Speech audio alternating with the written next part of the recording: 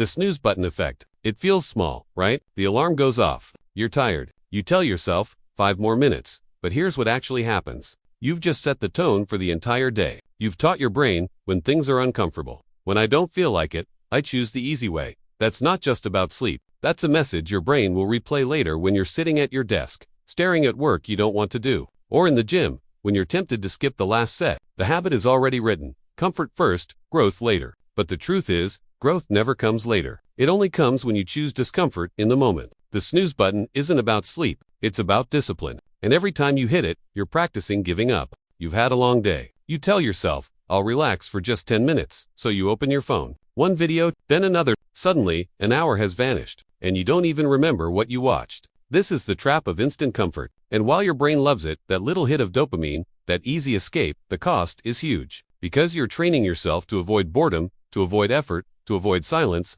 Think about it. If your brain always expects entertainment, how do you think it will handle real challenges? Like reading a book, learning a skill, or building something meaningful. Those things feel slow compared to the dopamine rush of scrolling. So your brain says, why bother? Over time, your ability to focus, to persist, to stay with hard things, dies. And you don't even notice it happening until your discipline is gone. Comfort food and quick fixes.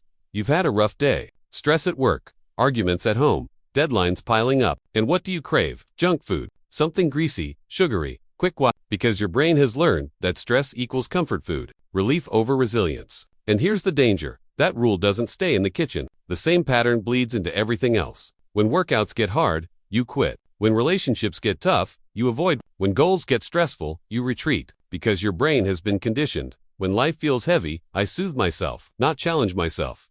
And that, right there, is how discipline dies. Not with one big failure, but with hundreds of little moments where you chose comfort instead of growth. This one might sting. Because sometimes, it's not about snoozing, or scrolling, or food. Sometimes, it's about the battles you avoid. The phone call you don't make. The task you keep putting off. The words you don't say, even though you know you should. You tell yourself, it's not a big deal, but it is. Because every time you avoid discomfort, you practice quitting. And when a big challenge finally shows up, the kind that really matters, what do you think happens? You fall back on what you've practiced. Quitting becomes your default setting. Not because you're incapable, but because that's what you've rehearsed over and over again. So what's the lesson here? Small comforts are not neutral. They're not harmless. They're practice. Every time you reach for comfort, you're training your mind to give up. And every time you resist comfort, you're training your mind to keep going. Discipline is not built in one grand heroic moment. It's built in 1,000 small choices where you say, no, I choose the harder path.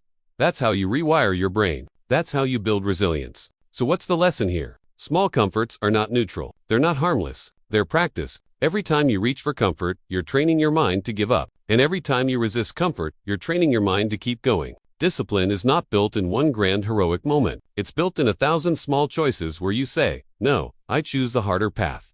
That's how you rewire your brain. That's how you build resilience. Now, here's the good news. You don't have to give up all comfort forever. That's not the point. The point is to start winning the small battles. Start proving to yourself, one choice at a time, that you're stronger than your impulses. Don't hit snooze. Read for 10 minutes instead of scrolling. Choose water instead of soda. Make the phone call you've been avoiding. These things seem tiny, but they are not. They are reps in the gym of discipline. And every rep makes you stronger. So ask yourself right now, what's one comfort you can give up today?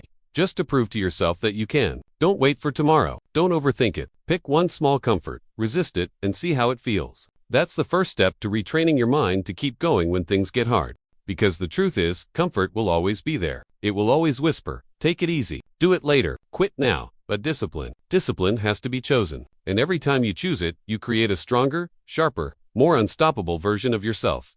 So here's my challenge for you. In the comments, write down one small comfort you're willing to let go of just for today. It could be snoozing. It could be scrolling. It could be junk food. Whatever it is, claim it. Because when you write it down, you make it real. And if this message hits you, if it opened your eyes, then take a second to like this video. Share it with someone who keeps wondering why they can't stay disciplined. And of course, subscribe, because we're building a community of people who want more than just comfort. They want growth. They want strength. They want discipline.